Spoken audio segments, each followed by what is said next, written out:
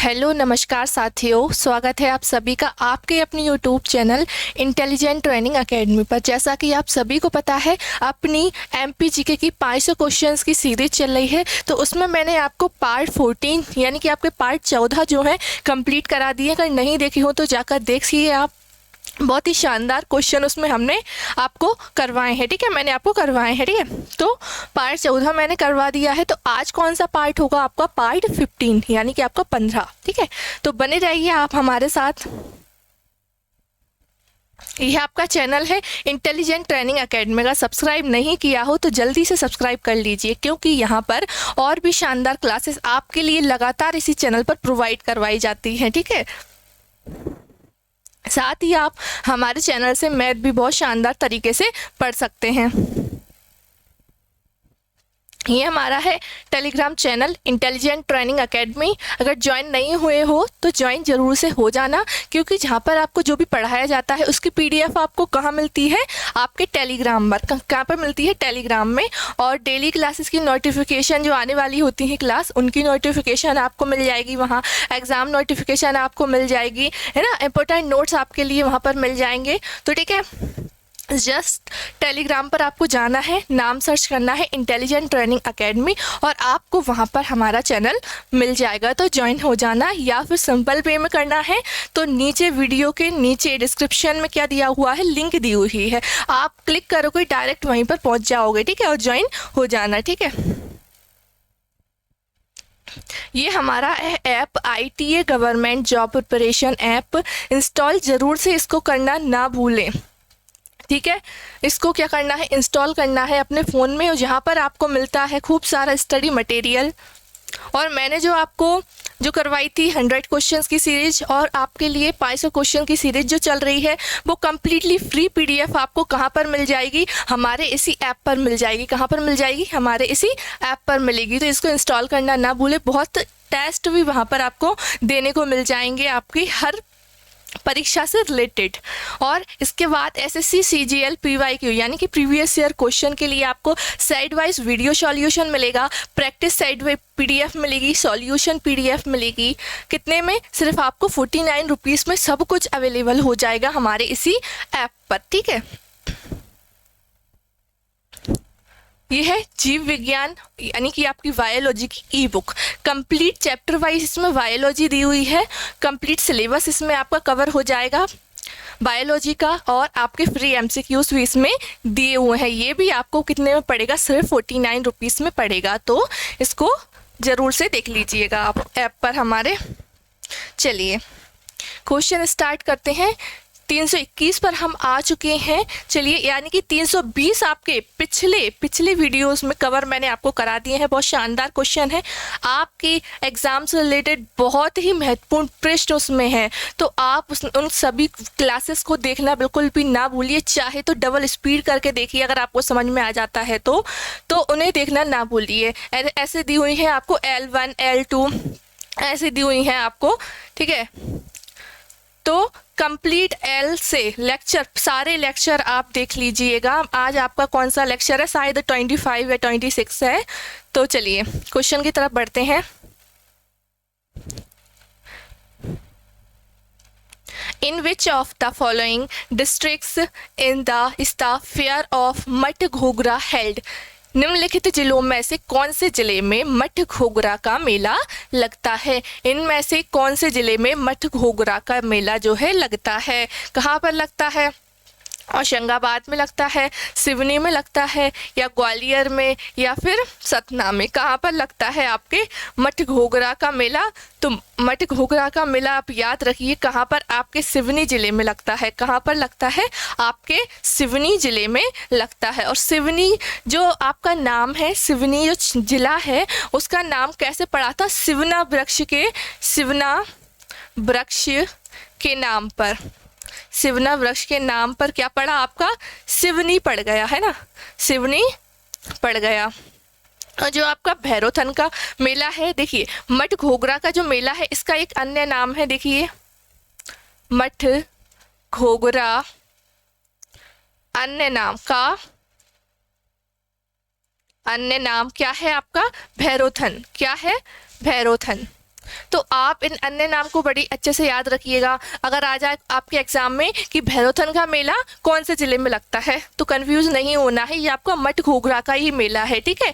और ये प्रतिवर्ष 15 दिन के लिए लगाया जाता है, प्रतिवर्ष 15 दिन तक ये मेला चलता है, प्रतिवर्ष चलता है, प्रतिवर्ष ये मेला लगता है, प्रतिवर्ष 15 दिन के लिए, 15 दिन के लिए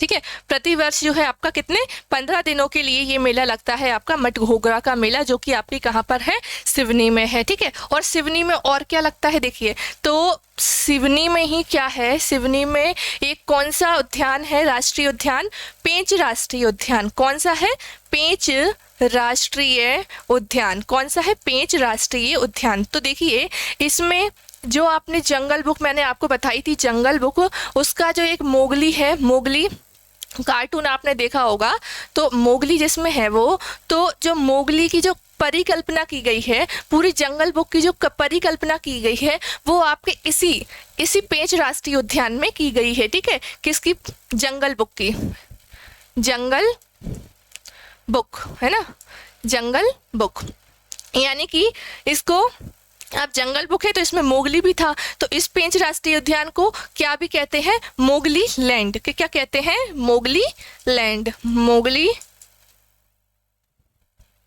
देखिए मोगली लैंड कहते हैं। कैसे, देखिए अगर आपसे पूछ लिया जाए क्वेश्चन में पेंच राष्ट्रीय उद्यान के अन्य नाम, या फिर कोई और क्वेश्चन कर लिया जाए मोगली लैंड से संबंधित, तो घबराना नहीं। कौन सा आएगा आपका, कौन सा आएगा, पेंच राष्ट्रीय उद्यान ही होगा आपका, जो कि कहाँ पर है, जो कि कहाँ पर है, आपके सिवनी में है ना। पूछ लिया जाए आपसे कि मोगली लैंड कहाँ पर है, तो कहाँ पर बताओगे आप, सिवनी में है। और ये पेंच राष्ट्रीय उद्यान का ही क्या है, एक अन्य नाम है, क्या है, एक अन्य नाम है, ठीक है। और हर साल क्या मनाया जाता है, मोगली उत्सव मनाया जाता है। यहीं पर क्या मनाया जाता है, मोगली उत्सव, मोगली उत्सव मनाया जाता है, मोगली उत्सव मनाया जाता है यहाँ पर, ठीक है। मोगली उत्सव मनाया जाता है, प्रतिवर्ष यहाँ मनाया जाता है। और साथ ही आपके सिवनी के मुंडारा गांव से बेनगंगा नदी भी प्रवाहित होती है, नदी भी यहाँ से निकलती है आपके कहाँ से, सिवनी के कहाँ से, मुंडारा गांव से, मुंडारा गांव से निकलती है आपकी कौन सी, बेनगंगा नदी। तो सिवनी से रिलेटेड जितने भी मुझे इंपॉर्टेंट लगा आपको बताना चाहिए, तो मैं वो कंप्लीट टॉपिक आपको बता देती हूँ, जिससे क्या होता है आप एक क्वेश्चन के ज़रिए बहुत सारे क्वेश्चंस कवर कर लेते हो। तो मैं आपको ऐसे बताती चलती हूँ हर क्वेश्चन के साथ, जहाँ मुझे इंपॉर्टेंट लगता है मैं आपको बताती चलती हूँ, तो जिससे क्या होगा, आपको याद अच्छे से होगा, है ना। और आपको चीज़ें भी एक्स्ट्रा मिलेंगी पढ़ने के लिए, सीखने के लिए। तो सिवनी में क्या है, मुंडारा गाँव से क्या निकलती है, बेनगंगा नदी निकलती है। तो अब बेनगंगा नदी का उद्गम स्थल कौन सा होगा, मुंडारा गांव। कौन सा होगा, मुंडारा गांव, सिवनी से ये निकलती है, ठीक है, बेनगंगा नदी, ठीक है। और सिवना वृक्ष के नाम पर पड़ा है आपका सिवनी जिले का नाम, ठीक है। मट घोघरा का, जो मट घोघरा है उसका अन्य नाम क्या हो गया, भैरवथन हो गया। प्रतिदिन कितने दिन के लिए लगता है मेला, कितने दिन के लिए, अगर पूछा जाए कि मट घोघरा का मेला या फिर भैरवथन का मेला कितने दिन का लगता है, तो 15 दिन का लगता है। कितने दिन का लगता है, 15 दिन का लगता है, ठीक है। और पेंच राष्ट्रीय उद्यान भी आपका सिवनी जिले में ही है, ठीक है, जहाँ पर क्या किया गया है, जो मोगली का जो जंगल बुक की परिकल्पना यही इसी राष्ट्रीय उद्यान में की गई है, ठीक है। और इसी को क्या कहा गया है, मोगली लैंड कहा गया है। और मोगली उत्सव भी कहाँ मनाया जाता है, आपके वहीं पर मनाया जाता है। तो इतने सारे क्वेश्चन आपके क्लियर हो गए, चलिए आगे बढ़ें।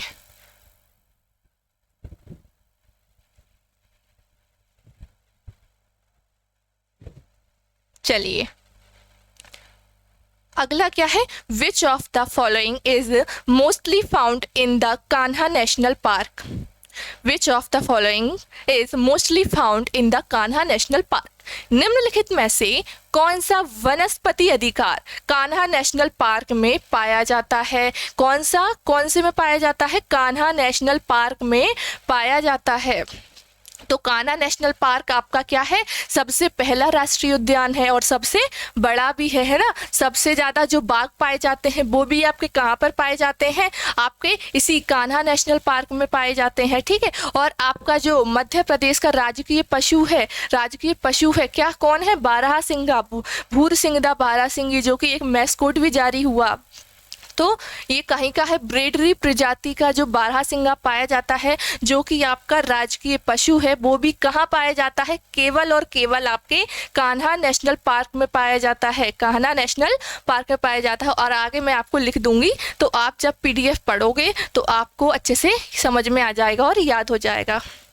तो बताइए कि निम्नलिखित में से कौन सा वनस्पति अधिकतर कान्हा नेशनल पार्क में पाया जाता है। नीम के पेड़ पाए जाते हैं, या फिर नारियल के पेड़ पाए जाते हैं, या फिर साल के पेड़, या फिर कच्छ वनस्पति।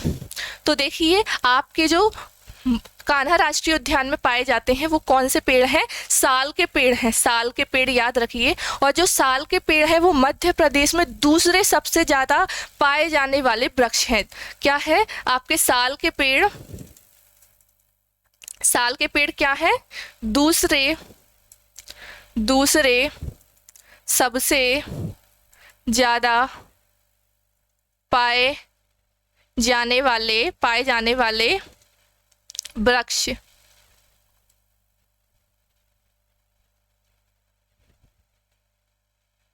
कहाँ, आपके पूरे मध्य प्रदेश में। आपके पूरे मध्य प्रदेश में दूसरे नंबर पर कौन से वृक्ष आते हैं, साल के वृक्ष, जो कि आपके मध्य प्रदेश में पाए जाते हैं, दूसरे नंबर पर आते हैं। दूसरे नंबर यानी कि दूसरे सबसे ज़्यादा पाए जाने वाले वृक्ष कौन से होंगे, आपके साल के वृक्ष होंगे। और सबसे ज़्यादा कहाँ पाए जाते हैं, ये आपके कहाँ पर पाए जाते हैं, आपके कान्हा नेशनल पार्क में पाए जाते हैं, ठीक है, कान्हा नेशनल पार्क में पाए जाते हैं। और अगर ये दूसरा है, साल के पेड़ अगर दूसरे पाए जाने वाले मध्य प्रदेश में, तो पहला कौन सा होगा, पहला भी तो होगा कोई। अगर ये दूसरे नंबर पर सबसे ज़्यादा पा रहे हैं आपके मध्य प्रदेश में, तो देखिए पहले नंबर पर है आपका, पहले पर क्या होगा, पहले पर क्या है आपके सागौन के वृक्ष, सागौन के वृक्ष, सागौन के वृक्ष। यानी कि आपके पूरे मध्य प्रदेश पर सबसे ज़्यादा पाए जाने वाले कौन से वृक्ष हैं, सबसे ज़्यादा पाए जाने वाले वृक्ष कौन से हैं, आपके सागौन के वृक्ष। कौन से हैं, सागौन वृक्ष, है ना, सागौन के वृक्ष। तो आपको ये जरूर से याद रखना है, ठीक है। और ये आपके पूरे मध्य प्रदेश में कितने प्रतिशत भाग पर पाए जाते हैं, टोटल 20% भाग पर पाए जाते हैं इसी के वन, किसके, सागौन के वृक्ष, है ना, सागौन के वृक्ष सबसे ज़्यादा 20%, ठीक है।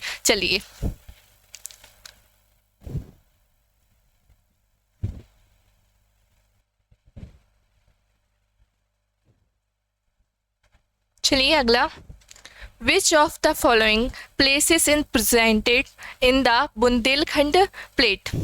बुंदेलखंड पठार में निम्न में से कौन सा स्थान मौजूद है, बुंदेलखंड पठार में, होशंगाबाद, भोपाल, शिवपुरी, सांची। देखिए ये गलत कुछ आ गया है, आपका जो होशंगाबाद है आपका, और जो सांची है और ये भोपाल है, ये तीनों के तीनों आपके नर्मदा घाटी, नर्मदा सोन घाटी वाले क्षेत्र में पाए जाते हैं। कहाँ पर, नर्मदा सोन घाटी, है ना, वहाँ पर ये पाए जाते हैं। लेकिन जो आपका शिवपुरी है, अब ऐसा तो है नहीं तीन उधर चले गए तो एक ये गलत है। तो शिवपुरी जो है आपका बुंदेलखंड साइड नहीं आता, ये आपका मध्य भारत के पठार में आता है, मध्य भारत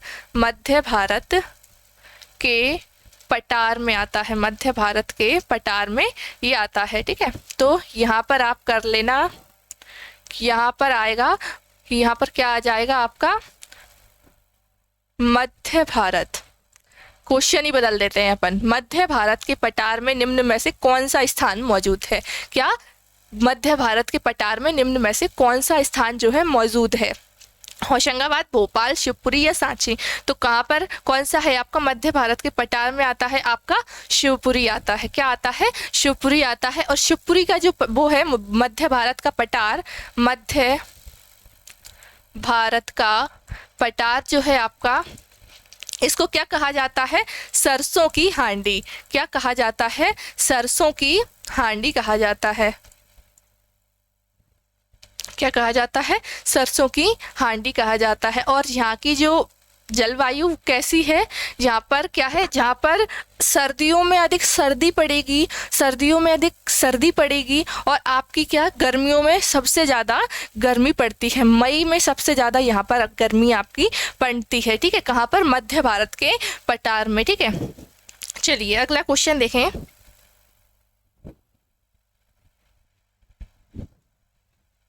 चलिए आगे का क्वेश्चन क्या है आपका, At which place of Madhya Pradesh is the Indian Institute of Science located?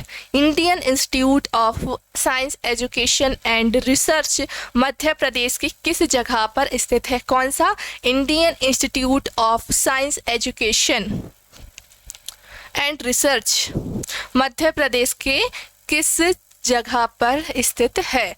Jabalpur, Gwalior, Bhopal या फिर आपके ग्वालियर में। तो कहाँ पर है आपके, ये भोपाल में है। कहाँ पर, Indian institute of science education and research आपके मध्य प्रदेश की राजधानी भोपाल में स्थित है। कहाँ पर है, भोपाल में स्थित है। ठीक है, चलिए आगे बढ़ते हैं।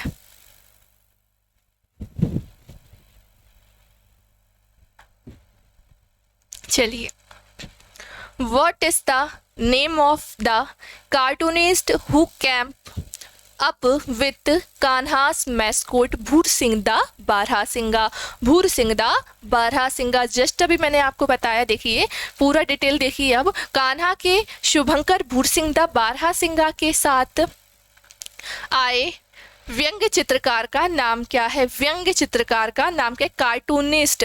आपका वहाँ पर क्या लागू हुआ, क्या बना आपका मध्य प्रदेश का जो वो है बारहसिंगा, उसका जो राजकीय पशु है उसका क्या नाम कर दिया गया? एक शुभंकर है, शुभंकर का नाम क्या है? भूरसिंगा बारहसिंगा। अब जो चित्रकारी की जो, यानी कि मैंने आपको जब पढ़ाया था मध्य प्रदेश का सामान्य परिचय, तो उसमें मैंने आपको जब राजकीय पशु दिखाया था तो भूरसिंगा बारहसिंगा की, यानी कि एक कार्टून जैसी एक जो बारहसिंगा है, बारहसिंगा बना हुआ है और वो ऊपर की तरफ देख रहा है, या तो वो क्या है, कार्टून में बना हुआ है। कार्टून में, रियलिस्ट नहीं है वो, क्या है, कार्टून में बना हुआ है। तो वो उसका जो लोगो है, लोगो ही तो है वो, तो लोगो जो है वो किसने बनाया है, उसकी चित्रकारी किसने की है बताइए? रोहन चक्रवर्ती ने, या फिर रोहन जोशी ने, या फिर सूर्य चक्रवर्ती, या फिर सूर्य जोशी ने? तो देखिए अब चक्रवर्ती दो हैं, एक आपका रोहन चक्रवर्ती, एक सूर्य चक्रवर्ती। तो कई बार हम ये पढ़ चुके हैं कि आपका जो भूरसिंगा बारहसिंगा है, इसका जो लोगो है, ये जो मैस्कोट बनाया, किसने बनाया था? ये आपका रोहन चक्रवर्ती ने क्या बनाया था? लोगो बनाया था। ठीक है, और कब बनाया था बात की जाए तो 2017 में बनाया था। तो अब आपसे पूछे कि कान्हा की शुभंकर का नाम क्या है, कान्हा किसली के शुभंकर का नाम क्या है, तो क्या बताओगे आप? क्या बताओगे? भूरसिंगा बारहसिंगा है। और जस्ट मैंने आपको अभी बताया कि जो कान्हा राष्ट्रीय उद्यान है वो आपके मध्य प्रदेश का सबसे बड़ा और सबसे पहला राष्ट्रीय उद्यान है। क्या है? बड़ा व पहला राष्ट्रीय उद्यान है। और अगर आपसे पूछे कि ऐसा कौन सा राष्ट्रीय उद्यान है, ऐसा कौन सा राष्ट्रीय उद्यान है जिसमें क्या है, पहला कौन सा राष्ट्रीय उद्यान है जहाँ पर हवाई पट्टी मौजूद है? हवाई पट्टी। तो देखिए आपके जो कान्हा नेशनल पार्क है, यहाँ पर क्या है, यहाँ पर मध्य प्रदेश में सबसे पहला ऐसा राष्ट्रीय उद्यान यहाँ पर हवाई पट्टी मौजूद है। क्या है? हवाई पट्टी मौजूद वाला पहला उद्यान, सबसे बड़ा राष्ट्रीय उद्यान, सबसे पहला राष्ट्रीय उद्यान। ठीक है, हवाई पट्टी भी आपकी यहाँ पर मौजूद है और रोहन चक्रवर्ती ने लोगो बनाया था 2017 में ये। ठीक है, चलिए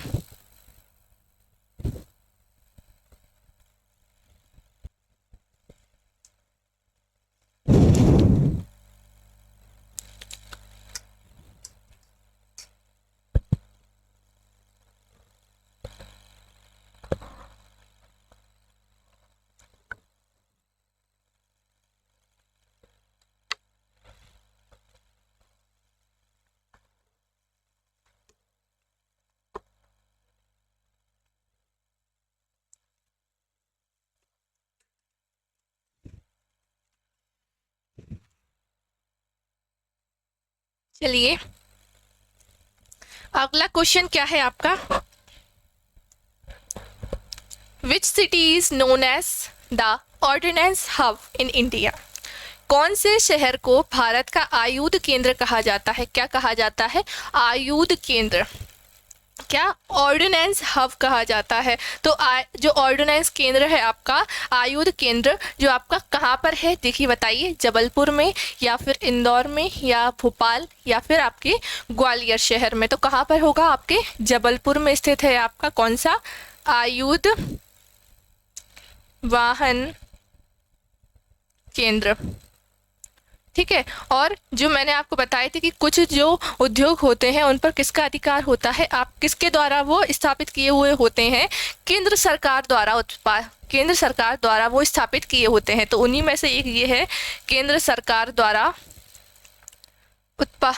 स्थापित, है ना। इस पर कौन देख रेख करता है? रक्षा मंत्रालय द्वारा। क्या है? रक्षा मंत्रालय द्वारा स्थापित है, रक्षा मंत्रालय द्वारा स्थापित है, ठीक है। रक्षा मंत्रालय द्वारा ये स्थापित है आपका कौन सा? जबलपुर में। और साथ ही जबलपुर में एक तो आपका कौन सा हो गया? आयुध वाहन, दूसरा आपका गन कैरेज फैक्ट्री भी कहाँ पर है?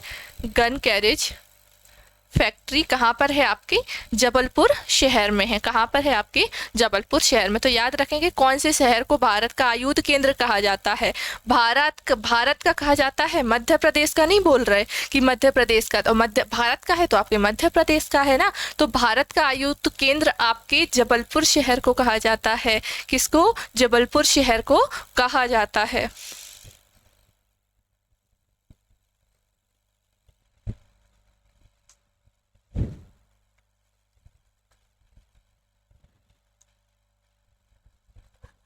चलिए अगला क्या है, where has the world's first white tiger safari opened in Madhya Pradesh. Madhya Pradesh में दुनिया का पहला श्वेत टाइगर सफारी कहाँ पर खोला गया? पूरे भारत का नहीं, पूरे आपके एमपी का नहीं, पूरे भारत का नहीं, पूरे विश्व का यानी पूरी दुनिया का आपका पहला श्वेत टाइगर सफारी कहाँ पर खोला गया है? श्वेत टाइगर सफारी कहाँ खोला गया है बताइए? कान्हा में या फिर होशंगाबाद में या फिर भोपाल में या फिर मुकुंदपुर में या फिर आपके मुकुंदपुर में। तो याद रखिए मध्य प्रदेश में दुनिया का पहला श्वेत टाइगर सफारी कहाँ पर खोला गया है? आपके मुकुंदपुर में। कहाँ पर? मुकुंदपुर में। मुकुंदपुर कहाँ पर है आपका ये मुकुंदपुर? आपके सतना में है ना। इसकी स्थापना कब हुई थी, कब ये बना था? तो 2 अप्रैल 2016 को बना। और यहाँ पर क्या किया गया? सफेद शेरों को लाकर बसाया गया, ठीक है। तो आपका दुनिया का पहला श्वेत टाइगर सफारी कहाँ पर खोला गया? आपके मुकुंदपुर में, यानी कि आपके सतना जिले में ये खोला गया। और 2 अप्रैल 2016 को ये खोला गया था, ठीक है। और सफ़ेद शेरों को यहाँ पर लाया गया, ठीक है। सफ़ेद शेरों को यहाँ पर क्या किया गया था? बसाया गया था, ठीक है।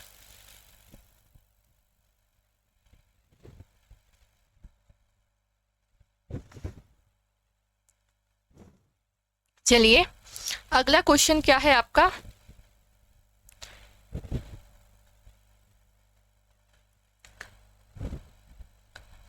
कन्या साक्षरता प्रोत्साहन scheme was launched in January 2006 to promote। कन्या साक्षरता प्रोत्साहन योजना को किस क्षेत्र में बढ़ावा देने के लिए जनवरी 2006 में शुरू किया गया था? अब एक क्वेश्चन में आपको एक आंसर मिल रहा है कि जनवरी 2006 में ही क्या किया गया था?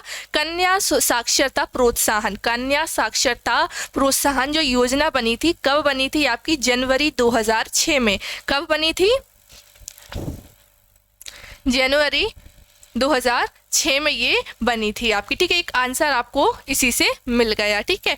क्वेश्चन अगर पूछ लिया जाए कि कन्या साक्षरता प्रोत्साहन योजना कब बनी थी, तो जनवरी 2006 में बनी थी, है ना। तो बताइए ये किसके लिए बनी?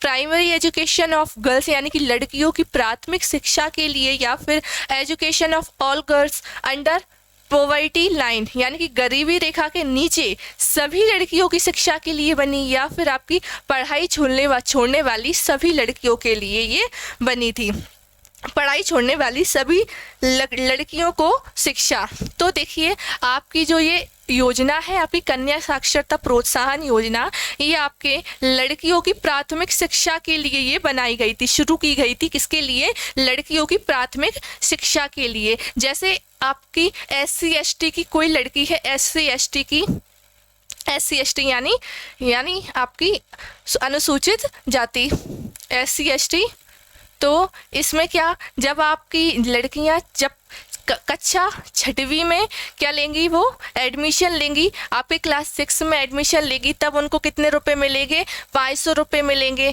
जब वो 9वीं में लेंगी तब उनको 1000 रुपये मिलेंगे, और साथ ही जब वो 11वीं में अपना स्कूल में दाखिला लेंगी तब उनको 3000 रुपये की राशि दी जाएगी, ठीक है, प्रोत्साहन के रूप में इनमें दी जाएगी, कन्या साक्षरता प्रोत्साहन के लिए, ठीक है। इसका उद्देश्य यही था कि आपकी जो SC ST की लड़कियां हैं उनके लिए क्या, जब वो स्कूल में एडमिशन लें, दाखिला लें, तो उनको जब 6 में अगर एडमिशन ले रही है कोई लड़की SC ST की, तो उसको 500 रुपये मिलेंगे, प्रति वर्ष की दर से ये मिलेंगे। किसकी दर से?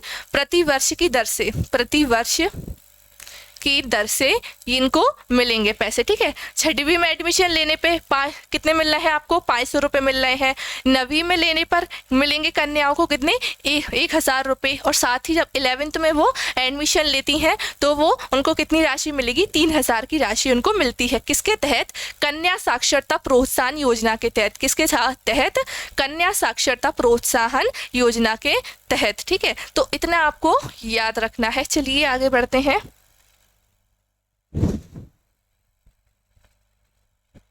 चलिए, बदरुद्दीन जमालुद्दीन काजी born in Indore is well known by the name of। Indore में जन्मे बदरुद्दीन जमालुद्दीन काजी निम्न में से किस नाम से ज़्यादा विख्यात है? कौन? इंदौर में इनका जन्म हुआ, किसका हुआ? बदरुद्दीन जमालुद्दीन काजी। बदरुद्दीन जमालुद्दीन काजी इनका जन्म हुआ मध्य प्रदेश के इंदौर में, ठीक है। तो बताइए इनको किस नाम से ये ज़्यादा विख्यात है? इनके इस नाम से कोई नहीं जानता, लेकिन दूसरे नाम से जानते हैं जो कि विख्यात नाम है। तो बताइए आपके जॉनी लीवर, या फिर जॉनी वॉकर, या महमूद, या फिर इनमें से किसी से नहीं। तो आपके जो इंदौर में जन्मे कौन? बदरुद्दीन जमालुद्दीन काजी हैं। इनको किस नाम से ये विख्यात है? जॉनी वॉकर के नाम से ये विख्यात है। कोई से पूछ लो तो इनके नाम को कोई नहीं जानेगा, लेकिन आपका जो विख्यात नाम है क्या है? जॉनी वॉकर है। क्या है? Johnny walker. और इनका जो जन्म हुआ है आपके मध्य प्रदेश के इंदौर में हुआ है। कहाँ पर? आपके इंदौर शहर में हुआ है। तो ऐसे क्वेश्चंस आपके अक्सर बन जाते हैं। किसी का अन्य नाम पूछ लिया जाए, क्षेत्र का अन्य नाम पूछ लिया जाए, जिले का अन्य नाम पूछ लिया जाए, ये क्षेत्र कहाँ है ना, और ये किससे संबंधित है। ऐसे क्वेश्चंस आपके बन जाते हैं आपके एग्जाम में, ठीक है। तो आपको इनको अच्छे से याद कर लेना है, बिल्कुल अच्छे से, ठीक है। और आपको PDF बिल्कुल मिल जाती है, क्लास के बाद ही टेलीग्राम पर डल जाती है, तो ज्वाइन जरूर से वहाँ पर हो जाना। चलिए आगे बढ़ते हैं।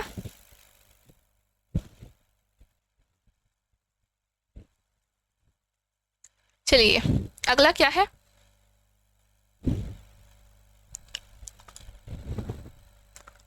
The Pandav Caves is a tourist destination at Pandav गुफा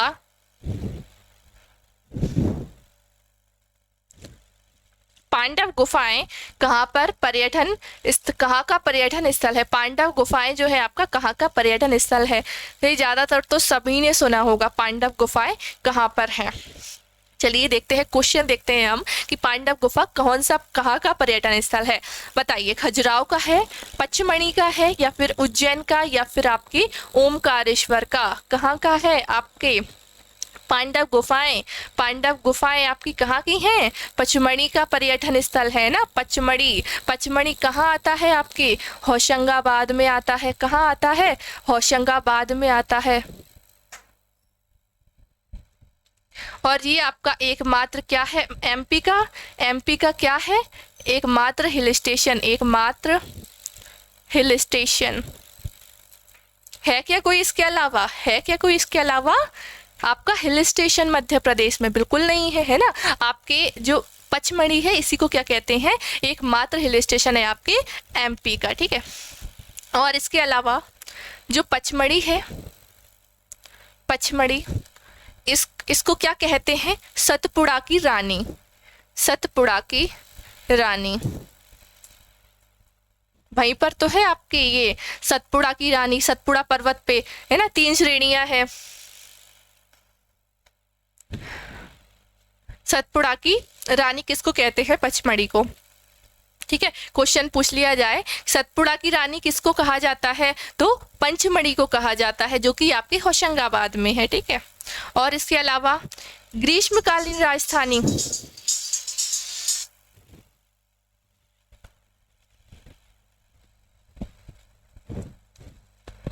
देखिए पंचमढ़ी को और भी क्या कहा जाता है? ग्रीष्मकालीन राजधानी, ग्रीष्मकालीन, ग्रीष्मकालीन राजधानी इसको कहा जाता है। ग्रीष्मकालीन राजधानी आपसे क्वेश्चन में आपसे ऐसा कर लिया जाए कि ग्रीष्मकालीन राजधानी किसको कहते हैं, तो किसको कहते हैं हम? आपके पचमढ़ी को कहते हैं, ठीक है। और यहाँ पर और कौन कौन से पर्यटन स्थल हैं? आपका धूपगढ़, नंदीगढ़, नंदीगढ़, चौराहागढ़, है ना, पांडव गुफाएं, पांडव गुफाएं, नंदीगढ़, चौराहागढ़, धूपगढ़। और सबसे मध्य प्रदेश की सबसे ऊंची चोटी कौन सी है? सबसे ऊंची चोटी, सबसे ऊंची चोटी कौन सी है आपकी मध्य प्रदेश की? आपकी धूपगढ़ की चोटी है। कौन सी है? धूपगढ़ की चोटी, धूपगढ़ की चोटी, ठीक है।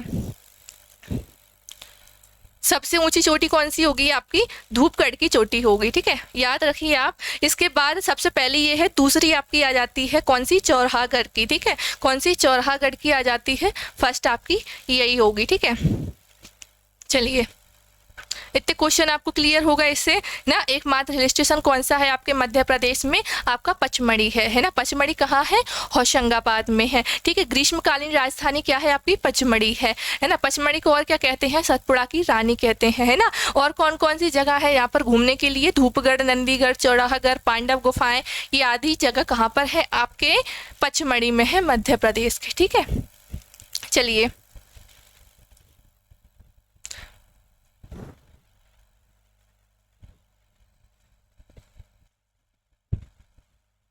चलिए अगला क्वेश्चन क्या है? रत्नेश पांडे, रत्नेश पांडे एसोसिएटेड विथ, रत्नेश पांडे किसके साथ जुड़े हुए हैं? रत्नेश पांडे कौन है? तो बताइए, पत्रकारिता है या फिर आपके पर्वतारोहण है या फिर आपके पर्वतारोही या फिर आपके सोशल एक्टिविज्म यानी कि आपकी सामाजिक सक्रियता। तो कौन है ये आपके रत्नेश पांडे? मध्य प्रदेश के पर्वतारोही है। कौन है? पर्वतारोही है ये, ठीक है। कहाँ से संबंधित है? कहाँ से हैं? ये आपके सतना से हैं, आपके मध्य प्रदेश के सतना जिले से हैं, ठीक है। कौन? रत्नेश पांडे। और इन्हीं ने, और ये कौन है? तो ये तो देख लीजिए पहले, पर्वतारोही है, पर्वतारोही है। और कौन है? मोटर स्टंटर कौन है? और पर्वतारोही कौन है? आपके रत्नेश पांडे, जो कि आपके सतना जिले से बिलोंग करते हैं। और इसके बाद इन्होंने 2016 में दुनिया की सबसे, यानी कि आपके विश्व की सबसे ऊंची चोटी, सबसे ऊंचा पर्वत कौन सा? माउंट एवरेस्ट, सबसे ऊंची चोटी माउंट एवरेस्ट पर चढ़कर राष्ट्रीय गान गाया,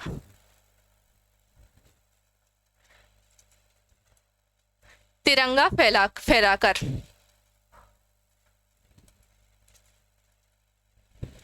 आपकी रत्नेश पांडे ने 2016 में विश्व की सबसे ऊंची चोटी माउंट एवरेस्ट पर चढ़कर क्या किया?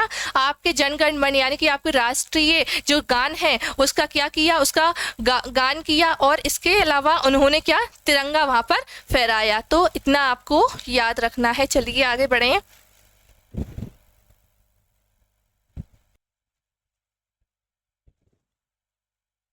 चलिए अगला क्वेश्चन क्या है? Maharshi Panini Sanskrit university Ujjain was established in. Maharshi Panini Sanskrit विश्वविद्यालय उज्जैन में कब स्थापित किया गया था? क्या किया गया था? महर्षि परिणि संस्कृत विश्वविद्यालय उज्जैन में कब स्थापित किया गया था? 1935 में, 1978 में, 1946 में या फिर 2008 में? तो कब किया गया था? 2008 में इसका क्या किया गया था? स्थापित किया गया था आपके उज्जैन में। और उज्जैन का पुराना नाम आप जानते हैं क्या था? अवंती था, है ना? अवंती, जो कि आपकी अवंती महाजनपद की राजधानी रह चुकी। अवंती महाजनपद की राजधानी क्या थी आपकी? उज्जैन।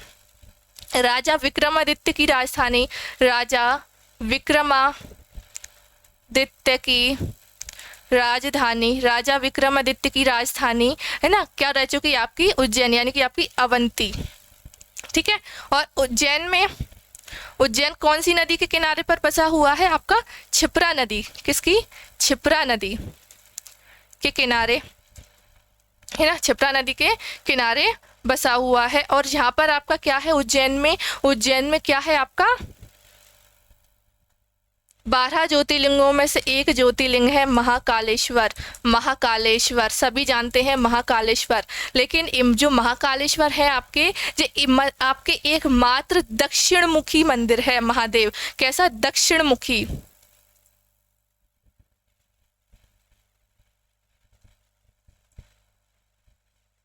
कैसे? एकमात्र दक्षिण मुखी मंदिर, एकमात्र दक्षिण मुखी मंदिर, एकमात्र दक्षिण मुखी ज्योतिर्लिंग।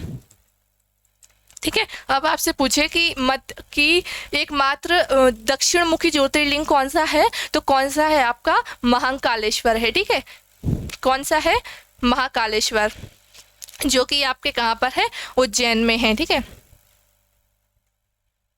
मध्य प्रदेश कालिदास संस्कृत अकादमी, कालिदास संस्कृत अकादमी कहाँ पर है? आपके मध्य प्रदेश कालिदास संस्कृत अकादमी भी आपकी कहाँ पर है? आपके उज्जैन में है। कहाँ पर है? आपके उज्जैन में है। ठीक है, उज्जैन में है। और इसके अलावा जो मध्य प्रदेश है, मध्य प्रदेश में 2 ज्योतिर्लिंग पाए जाते हैं आपके मध्य प्रदेश में। एक कौन सा हो गया? एक ओंकारेश्वर, दूसरा आपका कौन सा हो गया? महाकालेश्वर। ठीक है, तो इतना आप याद रखिए। चलिए आगे बढ़ते हैं।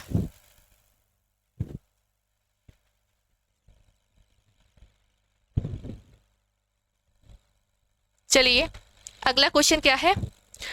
आदेश श्रीवास्तव वाज आर रेनोव्ड।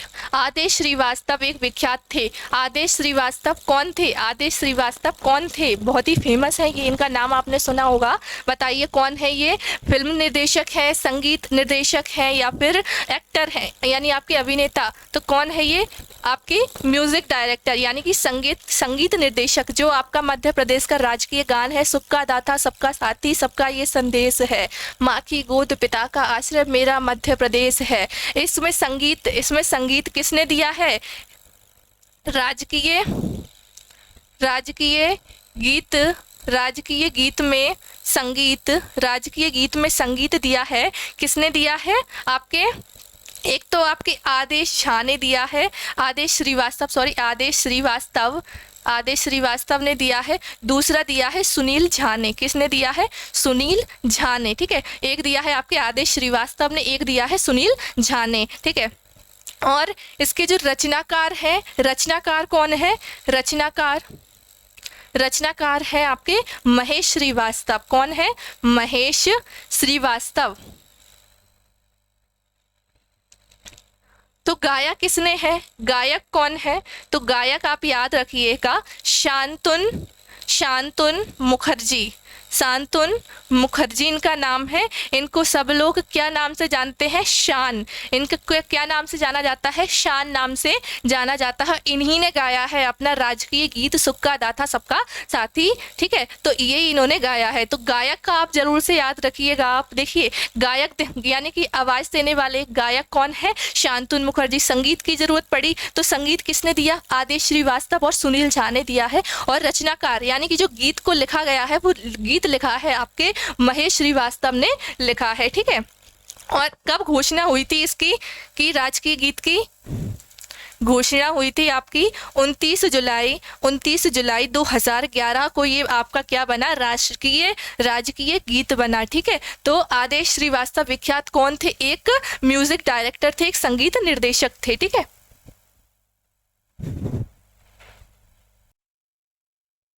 चलिए अगले क्वेश्चन क्या है आपका? Honey production is famous is the district of शहद उत्पादन के लिए कौन सा जिला प्रसिद्ध है? दतिया, भोपाल, सतना या फिर मुरैना? तो आपका कौन सा जिला है? मुरैना जिला है जो है शहद उत्पादन के लिए प्रसिद्ध जिला है ना। शहद उत्पादन के लिए क्या है? एक प्रसिद्ध जिला है, ठीक है। इसके बारे में मैं और आपको कल डिटेल दूंगी, ठीक है। तो आज के लिए काफ़ी इतना है और PDF आपको हमारे टेलीग्राम पर मिलेगी, ठीक है। टेलीग्राम पर मिल जाएगी। टेलीग्राम की जो लिंक है वो आपको डिस्क्रिप्शन में दी हुई है, वहाँ से डायरेक्ट आप ज्वाइन हो जाओगे, ठीक है। तो मिलेंगे हम अगली क्लास में। और आपको मैंने जो पढ़ाया है वो आपको समझ में आया या फिर जो भी डाउट लगा सब कमेंट कीजिए। क्लास कैसी लगी ज़रूर से कमेंट आप कीजिए, ठीक है। मिलेंगे अगली क्लास में। वीडियो पसंद आई हो तो लाइक कीजिए, चैनल को सब्सक्राइब कीजिए। मिलेंगे अगली क्लास में। धन्यवाद।